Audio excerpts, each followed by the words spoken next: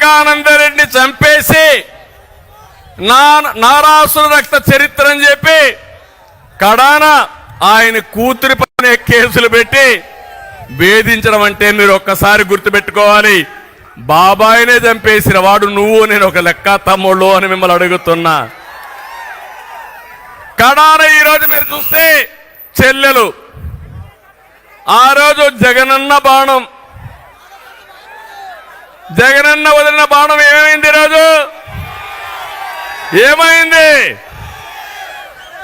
తిరిగి జగనన్న పైన తిరుగుతా ఉంది.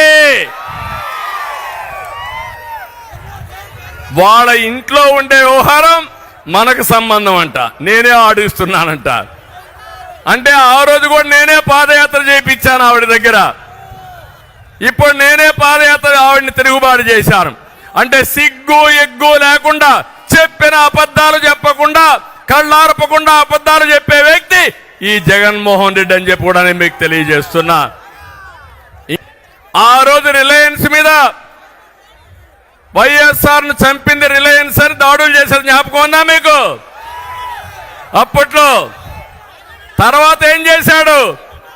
రిలయన్స్ అధినేత వస్తే నత్వాని వాళ్ళ మనిషికి ఎంపీ రాజ్యసభ ఇచ్చాడు, జ్ఞాపకం ఉందా మీకు? అది ఈయన విశ్వసనీయత. ఇలాంటి విశ్వసనీయత ఉండే వ్యక్తిని ఏమనాలి నాకైతే అర్థం కాల.